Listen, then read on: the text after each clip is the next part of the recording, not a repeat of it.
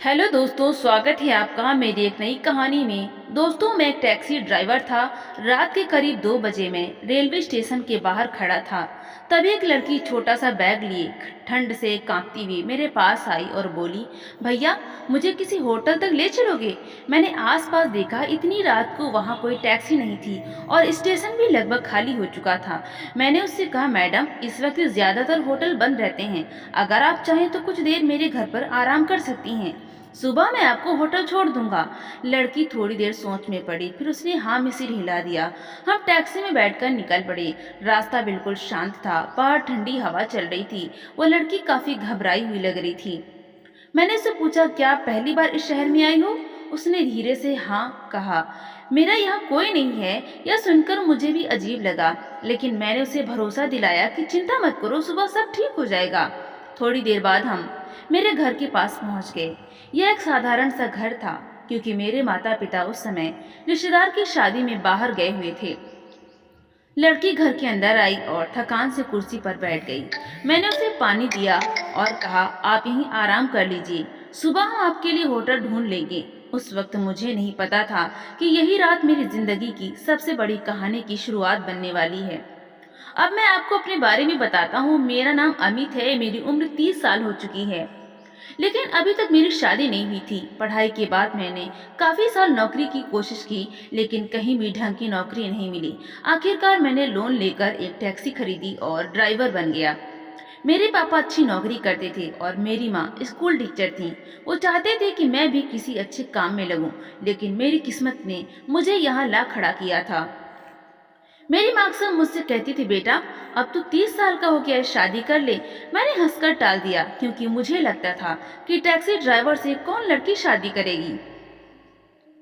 तभी एक दिन माँ ने कहा, हमारे गांव में एक लड़की बहुत अच्छी है, मैं उसकी माँ से बात कर रही हूँ। 2 दिन बाद माँ ने बताया कि लड़की वाले रिश्ता मान गए हैं और हमें लड़की देखने के लिए बुलाया गया।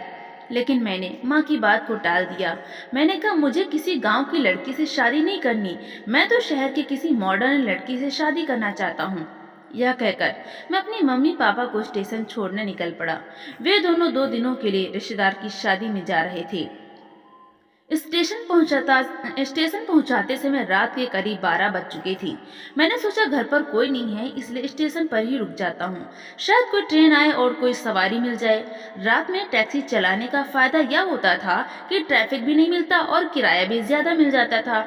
इसी वजह से मैं अक्सर रात में ही काम करता था। वहीं बैठे बैठे कब मेरी आंख लग गई मुझे पता ही नहीं चला। तब एक लड़की की आवाज से मेरी नींद खुली। जब मैंने आंखें खोली तो देखा आसपास कोई दूसरी टैक्सी नहीं थी। शायद कोई ट्रेन आई थी और सारे ड्राइवर सवारी लेकर चले गए थे। मैं अकेला ही वहां बैठा था। मैं उस लड़की की तरफ देखने लगा। उसने मुझसे पूछा, चलोगे क्या? मैंने सिर हिलाकर कहा, बताइए कहाँ चलना है? वो ठंड से कांप रही थी और बाहर बहुत सर्दी थी। वो टैक्सी के अंदर आकर बैठ गई। मैं उससे पूछता रहा कि आपको कहाँ जाना है। कुछ देर वो चुप रही, फिर बोली, मेरे पास जाने के लिए कोई जगह नहीं है, मैं पहली बार इस शहर में आई हूँ और मुझे भी पता नहीं है। यह सुनकर मैं हैरान रह गया। रात के 2 बज रहे थे और इतनी रात में एक अकेली लड़की स्टेशन पर खड़ी थी। मैंने कहा, मैडम इतनी रात को यूं अकेले रहना ठीक नहीं होता, कोई तो जगह होगी जहां मैं आपको छोड़ सकता हूँ। वो थोड़ी देर चुप रही, फिर बोली, मुझे किसी होटल में ले चलो। उसकी बात सुनकर मैं टैक्सी आगे बढ़ाने लगा। वो लड़की बहुत घबराई हुई और परेशान लग रही थी। मैं उससे फिर पूछा, क्या आपका इस शहर में कोई भी नहीं है जहाँ मैं आपको छोड़ सकूं? थोड़ा सोचने के बाद उसने कहा, नहीं। मैंने कहा, फिर इस शहर में आप अकेली क्या कर रही हो? इस पर उसने चुप्पी साध ली। मैं भी खामोशी से ड्राइव करने लगा। सड़क बिल्कुल सुनसान थी। उस लड़की पर से मैं अपनी नजरें नहीं हटा पा रहा था। लुकिंग ग्लास से अपने देखे जा रहा था। अचानक मैं अपने घर की तरफ मुड़ गया। लड़की ने नोटिस नहीं किया। जब हम मेरे घर की गलियों में पहुंचे तो उसने पूछा, यहाँ होटल है क्या? मैंने कहा, नहीं यहाँ होटल नहीं है, यह मेरा घर है। इतनी रात को होटल मिलना मुश्किल होगा, बाहर रुकना आपके लिए ठीक नहीं होगा। आप मेरे घर में कुछ घंटे आराम कर लीजिए, सुबह मैं आपको होटल छोड़ दूंगा। मेरी बात सुनकर वो सोच में पड़ गई। फिर बोली, ठीक है। शायद वो अपने आप को मेरे साथ सुरक्षित समझ रही थी। मैं उसे घर के अंदर ले आया, लेकिन जब उसने देखा कि घर में कोई नहीं है तो वो थोड़ा घबरा गई। वो आंगन में बैठ गई और बोली, मैं यहीं बैठी हूँ, आप आराम कर लीजिए। वो बहुत थकी हुई लग रही थी, शायद बहुत दूर से आई थी। मैंने उससे कहा, आप बहुत थकी हुई लग रही हैं, अंदर कमरे में जाकर आराम कर लीजिए। वो मेरी तरफ देखती हुई अंदर चली गई। उसने कहा, आपका बहुत बहुत शुक्रिया। अगर आपने मदद ना की होती तो मैं पता नहीं क्या करती। घर के अंदर आकर वो थोड़ी सहमी हुई थी, क्योंकि वहां हम दोनों के अलावा कोई नहीं था। मैं भी असमंजस में खड़ा था। मेरे मन में बहुत सी उलझी हुई बातें चल रही थीं। मैं उसके करीब गया, लेकिन फिर खुद को रोक लिया। उस वक्त मेरे अंदर एक अजीब सी बेचैनी थी। मैं खुद से लड़ रहा था कि मुझे गलत नहीं करना चाहिए। वो लड़की अकेली और परेशान थी। कुछ देर बाद वो बाहर आई और चुपचाप बैठ गई। रात काफी बीत चुकी थी। सुबह के करीब 4 बज रहे थे। वो बहुत रो रही थी और बहुत डरी हुई थी। मुझे तब एहसास हुआ कि मुझसे बहुत बड़ी गलती हो सकती थी। मैं डर गया था कि कहीं कोई बड़ी मुसीबत न हो जाए। इसी डर में मैंने फैसला किया कि इसे यहाँ से किसी सुरक्षित जगह पर छोड़ दूं, ताकि कोई और परेशानी न हो। मैंने उसे टैक्सी में बैठाया और शहर की तरफ चल पड़ा। रास्ते भर मैं यही सोचता रहा कि यह सब मेरी जिंदगी को बदल सकता है। स्टेशन के पीछे मुझे एक सुनसान सी जगह दिखी। मैंने गाड़ी रोकी और उससे कहा, आप यहाँ से आगे निकल जाइए, यहाँ से स्टेशन पास है। और उस वक्त मैं सिर्फ अपने बारे में सोच रहा था और घबराहट में उस लड़की को उसके सामान के साथ वहां उतारकर गाड़ी लेकर तेजी से घर आ गया। उसके बाद मैं जाकर सो गया, लेकिन सुबह फोन की घंटी से मेरी नींद खुली। माँ का कॉल था। उन्होंने कहा कि कुछ जरूरी बात हो गई है, इसलिए हम जल्दी वापस आ रहे हैं। यह सुनकर मैं बहुत घबरा गया। मैंने कहा, माँ क्या हुआ? मैं पहले से ही बहुत परेशान हूँ, कहीं कुछ गड़बड़ तो नहीं हो गई? उन्होंने गंभीर आवाज में कहा, घर आकर बताऊंगी। यह सुनकर मेरा डर और बढ़ गया। मुझे लगा कहीं इस लड़की ने कोई शिकायत तो नहीं कर दी।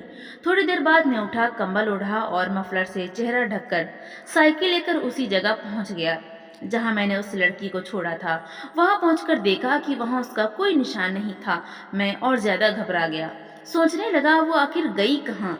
वो मुझ पर भरोसा करके टैक्सी में बैठी थी और मैंने यह सब कर दिया। अगर मैं थोड़ा खुद पर काबू रखता तो यह सब ना होता। मैं साइकिल लेकर स्टेशन तक गया, लेकिन वो वहां भी नहीं मिली। फिर मैं घर लौट आया और बहुत बेचैन हो गया। धीरे धीरे मेरे अंदर पछतावा होने लगा। मैं खुद से गुस्सा कर रहा था, सोच रहा था कि अगर मेरी बहन के साथ कोई ऐसा करता तो मुझे कैसा लगता। दिन भर मैं इसे सोच में डूबा रहा। शाम होते ही मेरी माँ घर आ गई। उन्हें देखते ही मेरा दिल जोर जोर से धड़कने लगा। मुझे लगा उन्हें सब पता चल गया होगा। माँ ने मुझसे पूछा, क्या बात है, तुम इतने परेशान क्यों हो? मैंने कहा, मेरी तबीयत ठीक नहीं है। माँ ने कहा, रात को ऐसा क्या हुआ बेटा? यह सुनकर मेरा डर और बढ़ गया। मैं चुप ही रहा। तब माँ ने कहा, मैंने तुम्हारी शादी तय कर दी है और 10 दिनों के अंदर तुम्हारी शादी होगी। यह सुनते ही मेरे पैरों तले जमीन खिसक गई। मैंने कहा, माँ यह क्या कह रही हो? उन्होंने कहा, तुम्हारे लिए यही सही रहेगा। आज से ही मैं शादी की तैयारी शुरू कर दूंगी। मेरी माँ की बातों से मुझे ऐसा लगने लगा कि उन्हें मुझ पर शक हो गया है। शायद वो सोच रही थी कि मैं गलत रास्ते पर जा रहा हूँ, इसलिए मेरे लिए शादी का फैसला कर लिया। उन्होंने मुझसे सीधे कुछ नहीं कहा, लेकिन शादी की जल्दी देखकर मुझे समझ आ गया कि वो मुझे सही रास्ते पर लाना चाहती हैं। मैं भी उनसे अपनी गलती के बारे में कुछ नहीं कह पाया। जिस लड़की से मेरी शादी तय हुई थी उसकी मैंने शक्ल तक नहीं देखी थी। बस इतना पता था कि उसका नाम उर्मिला है और वह मेरी माँ की जान पहचान में से है। लेकिन मेरा मन बार बार उसी स्टेशन वाली लड़की के बारे में सोच रहा था।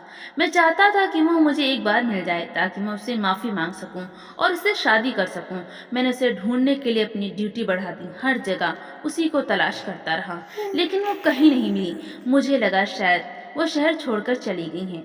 मैं ऊपर वाले से रोज यही दुआ करता था कि वो एक बार मुझे मिल जाए। इसी बीच शादी का दिन आ गया। हम बारात लेकर निकले। काफी दूर का सफर था। बस से शादी की जगह पहुंचे। पंडित जी मंत्र पढ़ रहे थे। कन्यादान के बाद मैंने उसकी मांग में सिंदूर भर दिया। दुल्हन ने घूंघट कर रखा था और मैंने उसकी शक्ल भी नहीं देखी थी। मैं मन ही मन सोच रहा था, यह गांव की लड़की है, क्या मैं इसे कभी प्यार कर पाऊंगा? मैं यही सोच रहा था। वैसे भी कहीं न कहीं स्टेशन वाली लड़की को मैं अपना दिल दे चुका था। इस गांव की सीधी सादी लड़की को मैं अपनी पत्नी के रूप में स्वीकार नहीं कर पा रहा था। दुल्हन को लेकर हम घर आ चुके थे और मैं सुहाग रात के कमरे में पहुंचा।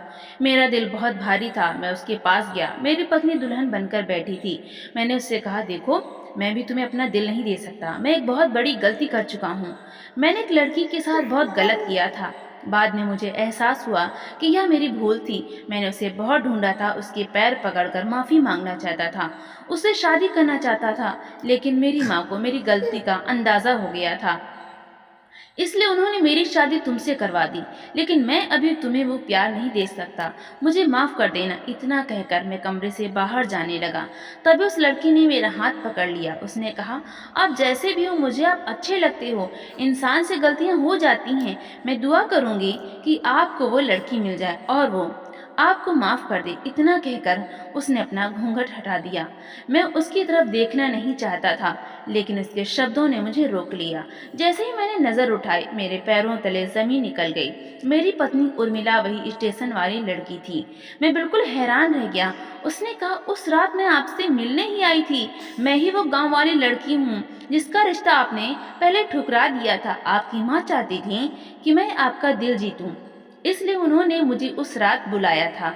मुझे आपके पते पर जाना था, लेकिन आप मुझे टैक्सी में मिल गए। मुझे कभी अंदाजा नहीं था कि सब कुछ ऐसा हो जाएगा। अगले दिन मैंने आपकी माँ को सब कुछ बताया और उन्होंने हमारी शादी तय कर दी। मुझे नहीं पता था कि आप अंदर से इतना पछता रहे हैं। यह सुनकर मेरी आंखों से आंसू आ गए। मैंने उसके सामने हाथ जोड़ दिए। मैंने कहा, मैंने शहर की हर जगह तुम्हें ढूंढा था। जब तुम नहीं मिली तो मैं बहुत डर गया था। अगर मिल जाती तो मैं तुमसे ही शादी करता। उस रात मैं खुद को संभाल नहीं पाया था। तुम्हें देखकर मेरी समझ काम नहीं कर रही थी।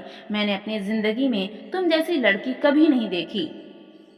मुझे बहुत अफसोस है कि मैंने कभी तुम्हारा रिश्ता ठुकराया था। यह सुनकर मेरी पत्नी ने मुझे माफ कर दिया और हम दोनों एक दूसरे के करीब आ गए। दोस्तों, कहानी कैसी लगी? अच्छी लगी हो तो चैनल को जरूर सब्सक्राइब करें। धन्यवाद।